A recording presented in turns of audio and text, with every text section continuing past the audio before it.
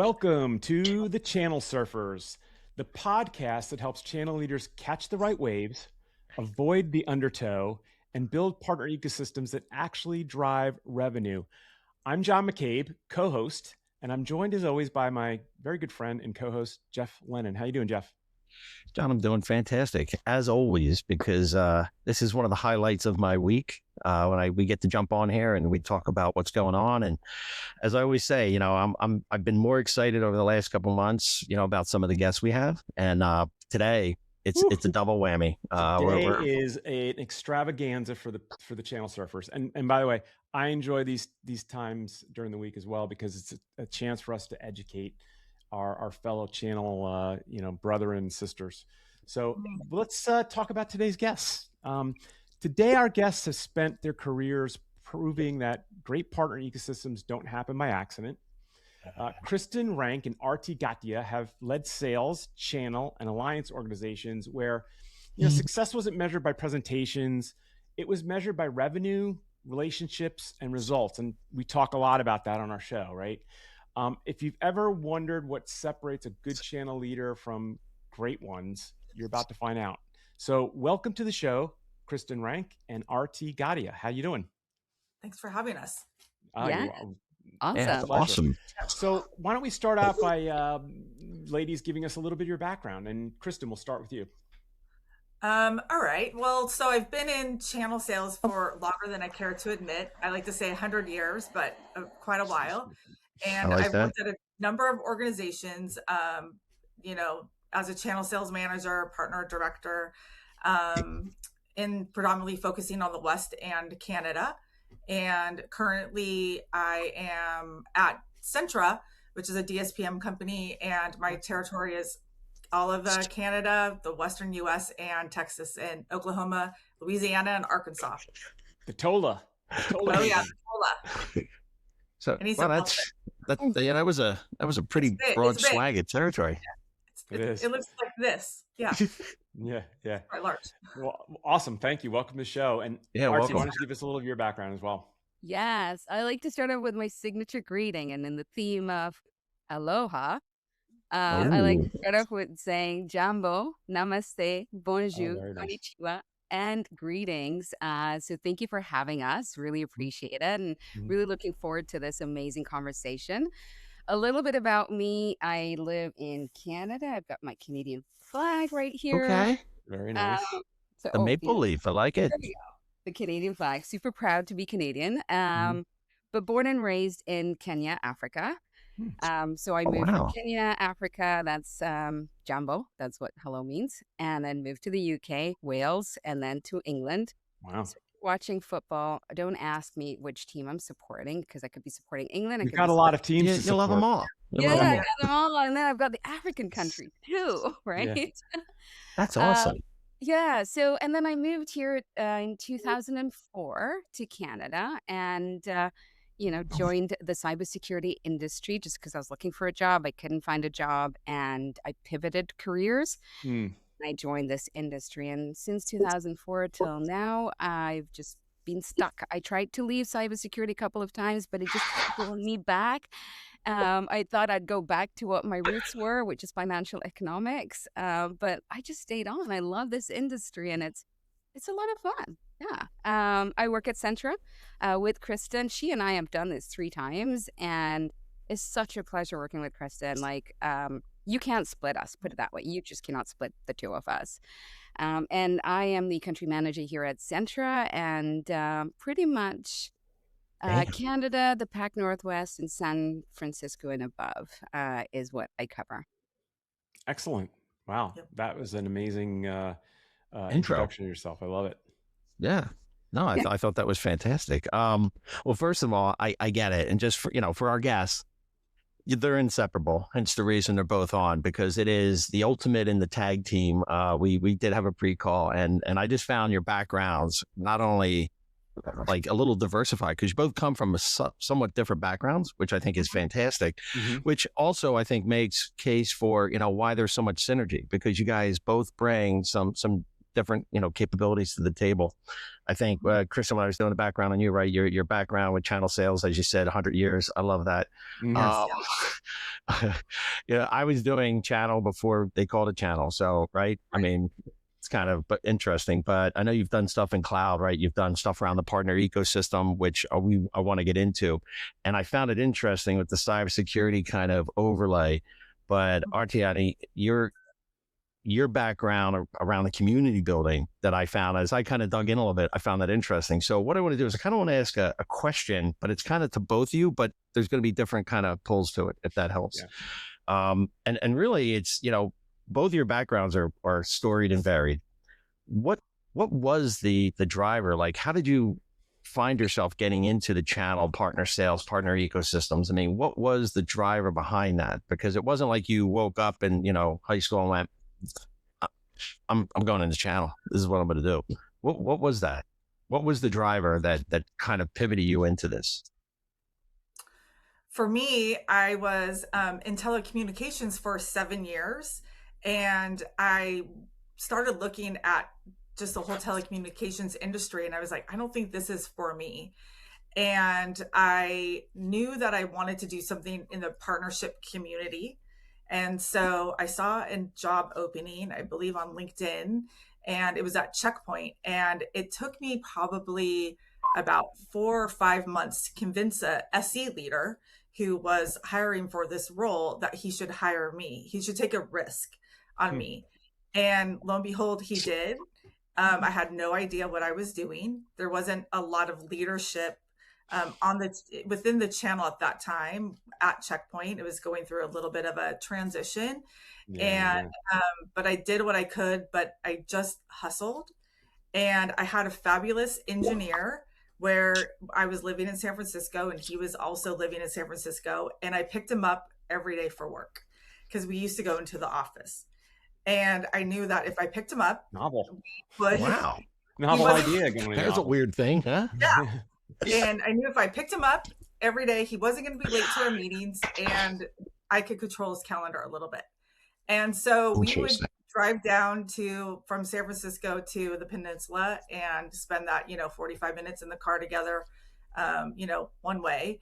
And he would help me educate me on the company and the technology and the partners we were seeing and the different personalities, and we would set our goals for the day. And he was really instrumental in helping me kind of navigate that initial channel sales role. Wow, interesting. Way back when. I love the hustle piece, the hustle and the tenacity piece, because I think that's lost a lot right now. People think that you just, there's a magic bullet, sprinkle dust, and things are going to happen. Yeah, and I could say some of those relationships that I met way back then, they're still in the channel, and I'll see them. One person I'm thinking of right now, I'm having lunch with her next Friday. She was probably one of the first people I've met in the channel. And I think she was at, formerly known as Fishnet, formerly known as CG. Oh, yeah. Yeah. All right. Yeah. Yep. Yeah. I see a lot of similarities to my background in channel. Like, I was in direct sales. I got into channel by accident. I knew nothing about what was going on. And I always embraced in sales and channel, I always embraced the SEs. And, really the reason why we have this podcast is because Jeff and I were like, we learned as we went along. We had nobody to lean on to say, how do I do this? We'd have to figure it out on our own. So I love your backstory. Artie, how do you feel about, or what's your backstory and get into channel? Yeah, so I'm direct sales still, but channel has always been something. If you're, as a direct seller, if you're not working with channel, you are not going to be successful. That's period. Love that. And that's reality. However, I'll tell you an interesting story in terms of back in 2004, when I joined this industry by moving to Canada. The first company I worked for, the way I entered cybersecurity, just to take a step back, the way I entered into cybersecurity was I was just trying to find a job. I had bills and expenses. My husband and I were settling into a new country. We knew nobody. We didn't have a network. Literally packed up, came here, and here we go. Find friends, find companies to work for, figure that out back in 2004. And so when I started as a BDR, which is a sales development rep, where you sit and make the phone calls. And I remember this was on April Fool's Day when I had my interview, and they said, hey, there's this, this is the role we're going to hire you for. I knew from the recruiter it was going to be a step back in my career from what I was doing in England. And I was like, that's just get me a job in my head. Just get me that job because I've got bills to pay and I need to get started. So 1st of April, I had my interview. They gave me the job. They said, when can you start? And it was a Friday. And I said on Monday. That's how quickly I was ready. That's it. And even then, right, like as a BDR or a sales development rep, I highly recommend for everybody, whether you're in channel, marketing, any role, that role is phenomenal. That's what's actually set my career to where I am. That's actually set a lot of my success. And if I go forward, a year later, I was applying to go into direct sales. Just John, as you mentioned, you were in direct sales, right?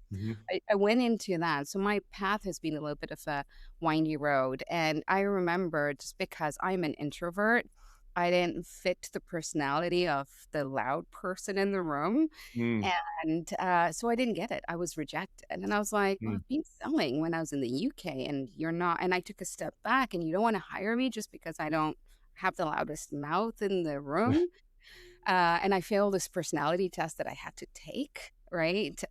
Because you had to be in that top quadrant and I fell into this bottom quadrant. And that's actually not about, selling is not about being the person with the loudest mouth.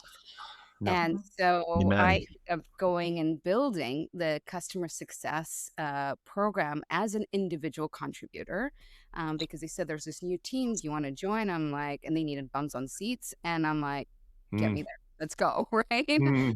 And so I went into the customer success team as the first account manager there to build the program there. And at that time, still, channel was not a focus at that organization, or I don't even think, if I just look back, channel was not a big thing then. It was still direct. Yeah. I kept selling direct. And as I started going through this, what I realized is, you've got a lot of customers. I don't have the bandwidth or the time frame. And that's when I started jumping into how could I leverage the channel that can then help me get all this done. And that's my first introduction into working with the channel, which was very much, I started seeing the results whereby, you're giving a little bit of margin. And it was tough because it's getting out of your quota. You're giving a little bit of margin on these renewals, but you could actually see the impact because you're looking at a partnership where you're doing the work for you so you can focus on all these other things, right? They're also helping you manage the accounts, the escalations, which you hate, and they're helping you. They're having that extra voice. And that's when I started seeing the value of working with the channel. And then eventually the organization had a channel team. And then eventually I moved into sales after doing that. Very interesting. Wow. I think you're so right when you say back then the channel wasn't a big thing, but as cyber, for instance, cybersecurity, that space has exploded with technologies. Every day there's a new company that's coming out. And especially if you're like a foreign entity, like from Israel or anywhere outside of the US, you see the value of landing and expanding in America, but you have to do it through partnerships. In England, UK, Europe, it's a different type of motion through distribution than it is here. But these startups see that they can save money by hiring a channel or getting involved with a channel and driving business through the channel, and they can expand and be smart about their expansion. So, we've seen that so much in the past 10 years, Jeff and I being in cyber for close to 15 now, but you're absolutely right in that statement. One thing I'll just add to that, and we had a show a couple episodes back, a CRO, Vaughn Mordecai at Mind Matrix. And one of the things that jumped out to me from that show, like I always have these, John says, I always have these takeaways, but he's the CRO. And, I believed for years, and I'm going back, my first startup was in 2000. And anyway, the channel, the direct sales is part of the channel. And for hearing him say that, like, that's the mindset of their organization, is direct may always be a part of it, especially when you're a startup, because you got to, the CEO and the founders are selling. So they're directly selling, and then you got to scale it. So I just found it interesting. But coming back to the whole ecosystem, and, ecosystem led stuff, because I think both of you kind of embrace that right now, at least from what I was seeing. I was like I said, did a little research on you guys, was looking at some of your posts and what you're doing. Where are you seeing the biggest explosion, so to speak, and how the ecosystem led relationships are now driving things? You want to go first, Artie? Yeah. So how do I see the ecosystem today compared to where it was before? Oh, absolutely. Or even today, because I just see it accelerating. And I just think, I mentioned the magic bullet and stuff. I think people think you sprinkle AI, like they think, oh, you don't need BDRs. AI is gonna do all that. But the ecosystem seems to be next to AI. That's one of the big buzzwords this year, right? You got to have an ecosystem, and you've got to be leaning into your ecosystem, because you can't go alone. Your product as a standalone single thread may not be the be all end all. So you got to find ancillary values. So based on, and you can even use the references for what you guys are doing today, but what are you seeing with the changes of how we're leading with ecosystem led solutions, and how that's impacting the relationships for businesses? Yeah, no. I mean, you bring AI as first. Let me bring that up because it's a hot topic for everybody. And, there's worry it's going to replace our jobs and things like that. And, I do see it's like the pendulum swing, right? Organizations have gone so far this side that they made so many layoffs and things like that, right? And I think AI is here to stay. So we have to embrace it. We have to understand the value it brings and how it's going to help us accelerate our work, because the way we do things today is very different than the way we were doing it in 2004. As a BDR, it was the yellow pages, right? And now you've got Claude, like literally, you've got Claude that you've got all this intelligence that's helping you be faster. So you still need the BDR, because you can't have AI selling for you, Right. or you can't have AI doing your channel for you. No. But you can use AI to make yourself efficient. So the way we're doing things today is far more effective. However, while it's still far more effective than where it was in 2004, where you were making those phone calls and cold calling and don't have any information other than Google was a new thing back then, right? You didn't even think about using Google to research about the company, right?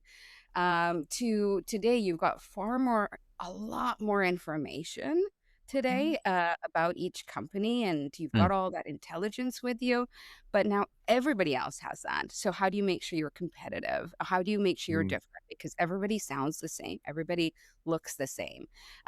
So that's where I think today's problem is. However, going back to what we're bringing out, this is what makes the differentiator. If you're working as a team, right, working with your channel, working with like Kristin, for example, the intelligence she brings is something that AI will never be able to bring for me when we're working on an account. So that's kind of where I say that's the differentiator of how, working with your ecosystem. There's your channel, there's your AI, then there's your community, and then it's vendor partnerships. We do now events with different vendors, because now we all integrate into. If you're a product that just does your own product, organizations are not going to buy it. So you have to sit and focus on how do you partner up with other vendors, because it's doing things together versus fighting solo. So amen to that. And we're always big fans of sales executives that say what you're saying, that channel is a necessary part of any sales organization. Jeff and I really built this podcast based off of an amazing book that we read called Nearbound. And the basis of Nearbound is trust. And what you just explained is building trust in your ecosystem, right? And, if you don't have trust with the partner, you're never going to get to the customer. The partner always has that trust factor built in with their customer. They're the trusted advisors. So sales executives that understand that do much better and grow faster because they've adopted the channel, a channel program to help accelerate a pipeline. Yeah. one thing that I think what we do differently together is if Artie brings me an opportunity or an opportunity is brought to us by the channel partner, we'll initially have, before she even has a conversation with the end user, we're making sure that she's well prepped and has a conversation with the partner, also is having a conversation with the cloud partner. And so she has as much information as possible and is going into those initial calls. And I think it's been working out well for us because a lot of our opportunities are immediately going to POV. So yeah, that's, I think, and we're trying to make, I think you just now communicate, trust is about communication, right? And I think being calculated with that approach, right? The fact that you even said it, like you guys are working together, she brings you something, she knows when she brings you something, like you're going to do these 3 things, or you're going to approach it like, and because there's a trust, right? So no, I think that's awesome. And again, just listening to how you guys are operating, there's almost a, I wish we could I'll probably try to figure out how to put it into an infographic at some point, but taking that mindset of, it's like your responsibilities are here, yours are here. There's this middle piece and there's this handoff, but that things are going to happen once you do the handoff, right? Yeah. Yep, exactly. Yep. And talking about the ecosystem, like I've always talked about, meeting in the channel. So, I mean, we have a lot of ecosystem partners at Centra. And so we'll meet in the channel with like a channel partner and do some sort of like event, some collaboration. But I mean, we're always working with our ecosystem partners. And I mean, one of the benefits of going to, partner happy hours is of course, like seeing the partners, but it's also reconnecting with those ecosystem partners to, come up with the next greatest thing that you could do to attract partners to, or attract end users to events, those sorts of things. Absolutely. And look, ecosystems are built that way. And look, you have DSPM is an interesting space because you can actually build alliance relationships with multiple different technologies to help make that DSPM technology better, right? And you could all push that through a reseller, right? So you're building this whole, network of relationships, technologies, and trying to get your product to the end customer and give them like the best solution that, could be offered. Yeah, I want to double down on what Kristin also said, right? In terms of the intelligence and how she helps, not just me, but everybody, every seller out there, that she works with. But just to double down, the quote, if you fail to prepare, prepare to fail, right? And this is so I love that quote. Yeah, exactly. And this is so important because if we look at, that little piece of information of how big it is, that AI will never give you that information, right? What the customer is using. That's where number one, Kristin will go find out who the right channel is, who does business with them, who already has paperwork. The channel, when we have conversation with the channel, we'll know exactly what they have in their ecosystem. Yeah. That's going to help me before I'll be more relevant to the customers. And that's what customers appreciate. It's not you're using that first call with them just to go with the standard, what everybody else does.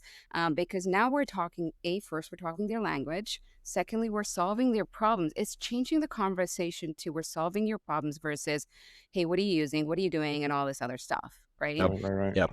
Completely changes. And then back to bringing that is trust. Now you are, because of the channel and the information that's helped you prepare better, you've immediately built trust with the end user. I love that. It's there's an old saying, right? What you just described, that first part, I call them the takers, right? That's just people that are trying to take stuff all the time. But if you're prepared and you do your research, then you're giving back, because now you said you're talking their language, you're talking their vernacular, and it's a meaningful conversation, but you're trying to give them something, not actually take something. And I think customers are wise to that today, more wise than maybe they had been. But so here's an interesting question, and you guys can flip a coin. So where do you see partner programs getting it wrong today? And again, not to point a finger, don't name a company unless you want to, but seriously, no, I'm just kind of curious, right? Because I think everybody's trying to figure out, like I said, I use the magic bullet or magic, the whole magic theory, magic dust, but what do you see people getting wrong today in their partner programs? That's a good question. So, I'm currently engaged in bringing on a partner, and they're kind of doing things in the back in the 1990s where they want a whole bunch of upfront fees. And Mm, I, I mean, that was a long time ago. So I think that's not so great. Yeah. But I think you need to have a modern channel program. mhm. Um, and I mean, there's only so far you could take this, right? But I think Sure. having Yeah, it's okay. various programs, various spiff programs, various takeout campaigns, you have to make it also easy for your channel partners to want to partner with you and do business with you. And if you're small like us, I don't think you can have any sort of like precious metals program. It just has to be really straightforward. Yeah, And it has to be a level playing field for everybody. If you're, a large guide point to a WWT to a small local reseller, Mhm. to for keep it sure. all. So, You're preaching to the choir there, Kristin. yep. That's we totally believe in that as well. Hmm. I believe like it's so much easier when your program is simple because your sales reps understand what they have to give Hmm. up on margin for a deal, and your Right. reps know how much money they're going to make, right? And it just kind of accelerates everything. And I've been doing that for close to 15 years because I can't stand metal tiered programs. Right. Just Cannot. because the little guys, the bronze partners, want the diamond discount, right? And it doesn't Right. happen that way. Yeah. Yeah. And another thing is you need your reps you need them to be able to articulate the program if they're Sure. talking to a partner when you're not there. And if you overcomplicate it, they're not going Hmm. to touch it. No, I So, agree. Amen. Totally agree.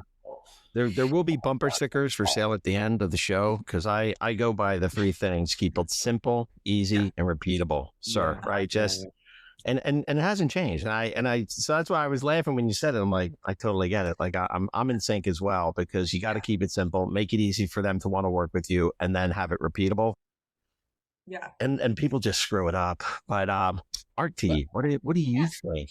We just took away the big one, so the big answer's gone. So now you're gonna have to work for this one. Yeah, I've got to work for this one. What I would say is the mindset. Everybody has to have that Oh, mindset. Mm, That's so important. That's the core because you could have the best program in place, yeah. but you don't have the mindset. And I remember in the first company I worked at when a lot of people didn't have that mindset because they were so used to doing things direct because there was no channel before. So it was uncomfortable. It was like, why Yep. am I giving margin? So if every single person has to have that mindset because if you don't, that's what's going to not be successful. good. Mhm. That's a great point. Wow. Also, Love So, that. leadership has to buy into the channel as well. And so we're thankful at Centra they do. So, yeah. So I want to pivot a little bit and talk about this amazing documentary that RT was a part of, and I know Kristin, you're a part of the second version of it. mhm. So RT, just give our listeners a little bit of a background on the Women in Cybersecurity documentary that is available on Prime. If you're a Prime customer, you get to watch it for free. But if you aren't, you have to pay. But talk about this amazing documentary because I think it's something important that the women who are listeners and they're wanting to get into channel or cybersecurity can listen to. Yes, And definitely. before you answer that, I just want to say something, John. I think it's really for everyone because I think we Yeah. all need to understand the perspective, right? And Sure. you shared it with your niece. I think it's for everybody to understand the perspective of what's going on. And I'll just Sure. leave this and then I'm going to set you up here because we didn't know like we were going to have a celebrity on, right? So she's on Prime, so we were able to get through. She was in the green room. We took all Can the we green get your M&Ms autograph out of after the this? bowl. Yeah. Oh, I So love that. Thank you. Yes. So this documentary was 6 years in the making. It was right before wow. COVID. And the producer, Richard Tico, had this idea and he posted it out on LinkedIn. And I actually saw a post from Bonnie. She's Canadian. And I looked at that and I was like, oh, this is interesting to be part of, right? And so that's where I joined the board the first time round. And one of the things, of course, was funding. So before I go into a bit more about the documentary, I'll talk about the journey it took us to get to here, because it was not easy. And I am in sales and I'm like, oh, funding's going to be easy peasy. I do this day in, day out. I can sell like this, right? I was wrong. It was not easy selling. And it was really hard just to see how many organizations turned us down. And, many organizations had said they have a DEI practice and they have funds and things like that. But so many, we learned a lot about companies, cultures, the performative side to it. It's like they say the things, they don't do the things, right? So it was a bit of a challenge that's why it took long to get this, because we were working towards getting the funding. And then finally, the first one that came on board, which is Amazon. So huge thank you to Amazon, WWOS, Worldwide. Can't remember the full name, but that was the department that jumped into this and said, this is a phenomenal initiative. And the mission is very clear for this documentary, was first to attract individuals who haven't even thought of this as a career. I never thought of security as a career. I just landed it into accident. And many of us have shared that in our stories, as we just came in and, accidentally pivoted in this industry.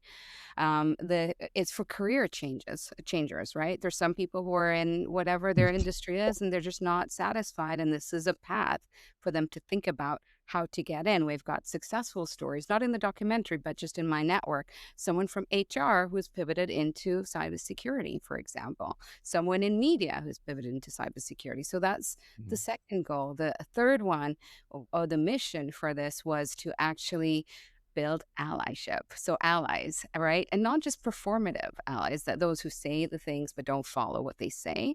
It's actually to build allies. So allies can see things from our lens and help amplify our voices, right? Because we're 20%, 25% now women. And in order to accelerate change, we need allies to help us. And then, of course, is just to celebrate the amazing women across the whole industry, right? Who have done phenomenal, have made substantial changes within this industry that have opened doors for other women, for other individuals to join this industry, right? And so this is how it all started. And so this is what this whole film is about, which is now on Prime. And it's super exciting after 6 years. There's so many times it was like a safari, because I come from Kenya. It was a bumpy ride. And, I could always see the end, right, of the tunnel. I could see that light, but it was just so bumpy to get there. But it was a phenomenal experience. It's glad and proud to be there. And there were some amazing stories. I think it was a mix of security and cybersecurity and some of the, dramatic, incidents in some of these women's lives that turned them to security or cybersecurity. It was pretty interesting. Highly recommend if you're out there and you want to, just understand, how, women in cybersecurity and security in general have gotten there and what they're doing and how they're improving, the industry. Yes. Highly recommend watching it. So I'll kind of pivot this. I was going to say, I'll kind of pivot because we talk in channel about ecosystem. And what I found really interesting is, between the documentary and a lot of things you're doing about women in security, it's about the community, right? It's not an ecosystem, but it is the community and that community influence, right? Yeah. So Chris, I'm kind of curious, like hearing what, Artie has done. And I think you're part of the next one, but how has that community play a role in your career growth? Well, Artie has her saying, I have my little slang, and it is WWAD, and it is, what would Artie do? And one of my colleagues and I subscribe to WWAD. And in fact, she has it on her mirror in her bathroom. So what Artie does, I'll do. So she brought we had a 5-minute conversation, and often we have 5-minute conversations and then we make magic. And that's really what happened, is we had this 5-minute conversation about the documentary and what we wanted to do with it at Centra, how we wanted to take it out into the partner community. And so we did. And our first premiere was very successful in Seattle. And then it just kind of steamrolled, and we had 2 premieres at RSA, and here we are. So, but the community, I mean, I live and die by my great friends in my community members in the industry. So I manage a little Slack channel or a little text channel, and we're always back and forth, sharing information about accounts, who's the right partner, that sort of thing. And so for me, my community of channel champs they keep me uplifted every day, because they're hysterical. But I think you have to have that support, Oh, for Channel sure. people are funny people, let's face it. Wow. So Artie, then, first of all, that's amazing, and I love the acronym. I'm a big acronym guy. Yeah. Since I won't date myself, since the '90s, worked for a Japanese company and everything had acronyms. It was hysterical. But Artie, thinking about that, and I love the connection, and that trust is built through the trenches, right? It's built through the fire, through the through the building of it, so to speak. What has surprised you the most over this time about building this community? Like, what are your top 2-3 biggest takeaways about building this whole community and where you are today? Yeah, what I would say is it takes time. So when everyone thinks, hey, it looks easy on the outside, but it takes time. Yeah. And the first thing I always say is to everybody is, as you're building this community, think of what your why is. That is really important, because, and going back to what Kristin said of what would Artie do, is when you tie everything that you do to what the center of your purpose is, people are going to know who you are as your purpose. And so my purpose is to be that voice for underrepresented groups in STEM and in leadership. And that's why I leverage my voice to make those changes. And when people see I post things, people see all these different things, it's tied back when they realize that, hey, this is what Artie's about, right? When they see my post, they'll know I'm a mental health advocate. I'm a voice for diversity. And I will make sure that I use that in various different channels. So when you're building that community, the first thing is always tie it back to that why. And you have that why, and this is what a lot of people don't realize, it's hard to get what your why is. And it will change and evolve as you go along. But if you don't have that initial why, that purpose, it's not going to be as meaningful, put it that way. And it's always good to get started, but bring it back to that. And then the second thing as well is just to be mindful. This is another one as you're building your community and also building your personal brand. There will be people along the way that will pull you down. That's okay, right? You just have to understand that that's part of that. Even as you're building the community, you're going to get people that are going to pull you down. Don't let it get to you. Bring it back to focusing what your why is. And when you focus what your why is, it's not going to affect you. Yeah. That's hard. That's what you just easily said. I'm just saying that's hard, right? So I thought that was great. I did see something. What was she? I thought I was looking at, and I didn't get a chance to dig into it. And when I looked at it, I figured I'd let you explain, because you just brought it up. Yeah, definitely. She was sharing her empowerment. It was sharing her empowerment. It was the first research group that we created when Kristin and I were in another organization, the first organization we worked together. And the initial idea for she was, at that time, employee resource groups did not even exist, right? That concept of an ERG was not even there. And we created the first employee resource group at that organization. And then when I moved to another organization, I did the same thing, is create that ERG, employee resource group, which was to be that mission, to be that voice where you've got a collective voice. So it's not just you fighting for your purpose. Now you've got 20% or even more people who are all aligned to that purpose. And I will tell you, the best part is like the first one, when we were at the first organization, and I'd asked, can I have some time at that major conference? We had a sales kickoff, and I wanted to put a time slot, and I got a mini small room of 40 people. And on the 26th of December, I sent out an email, and there were 90 women who said, I want to be part of this. And immediately the leaders increased our room size, made sure we had food and lunch brought in for us. And that's when they realized the power of that collective voice. Same thing at the other organization I was at when I created that ERG. That change, having 20% of voices saying something, the same thing. We made huge change. We even got a female on that company's board. We even got to present to the board, and one of my champions came out of that, who I'm in touch with. But that's what she is. Rather than just that one voice making that change, you've now got multiple voices with the same purpose. It's using that collective voice to accelerate change. Very nice. Love it. Wow. So we're coming to the bottom of the hour here. So Jeff likes to do like 3 takeaways from the interview. So I'm going to give him that time, and then we'll allow you both to kind of give the audience a way to communicate with you, contact you, and then we'll call it a show. But go ahead, Jeff. You want to? Yeah, I definitely want you guys to talk about. I mean, you guys are, first of all, you're in a white hot space, DSPM, I think, and you guys are absolutely. The more I've gotten to know you now, you're definitely you're going to be an incredible tag team if you're not already. But I think you guys are going to break a lot of glass, so to speak. But I'll give you and it's funny, you just said, so normally I do 3, but I'm going to make a 4 because what you just shared at the end, I want to add that one. That's why I apologize. I was writing. I'm a yellow notepad guy. So, I always date myself. I tell John, I'm always writing stuff, but number one, my biggest takeaway here, and I honestly, and I say this after we have really great episodes, we're going to have you back, because I think there's a whole part 2 conversation to dig into these other topics. But number one is the ecosystem, right?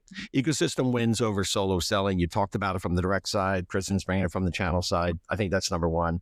And you reminded me, and I want to remind everybody, preparation is what builds trust, because if you're prepared, you're going to be able to execute at a higher level and with greater accuracy. And then my favorite one is, look, just keep the partner program, keep it simple, keep it easy, keep it repeatable. Right. Love that but one. Number 4, I wrote this because I think I want to talk about this, and we'll help you guys promote this afterwards. But I think women in cyber need to get visibility within the community and having that allyship, right? That community that's going on, because hearing that story and what you're doing, I mean, it's a necessary part, but I think, the mentorship, the representation, and then being able to drive those active allies, as you described, I just think that's going to open more doors, and it's actually going to sustain more growth. So that's my number 4. Definitely. Absolutely. And just to add on to the mentorship is more sponsorship, is who are you talking about when we're not in the room? That's what's going to create those opportunities. That's what's going to create that seat at the table for us. For sure. Well, ladies, thank you so much for being a part of this. I think it was amazing, and I agree. We should have you on again and do part 2. But if anyone is interested, the documentary is called "Women in Security," right? Not cybersecurity. Yeah, correct. Women in Security. And Women in Security 2 is in the making. So keep your notifications active for that one. But how does our audience get in touch with you if they want to talk to you and further the conversation? Yeah. I mean, LinkedIn is a great way. LinkedIn, linkedin.com/Kristin Rank. I think that's how you find me. All right. Awesome. Yep. Same thing. LinkedIn. Yep. Perfect. All right. Well, again, thank you so much for being part of this. Thank you both. You're our first multi-guest interview, and I think it went really well. And I think we're going to be doing more of these. But we really are so happy that you're part of this. And feel free to promote this on your social media all you want. We'll support it as well. So Jeff, I just want to mention our sponsor before we leave, Extreme. Extreme is a payment processing platform for partnerships.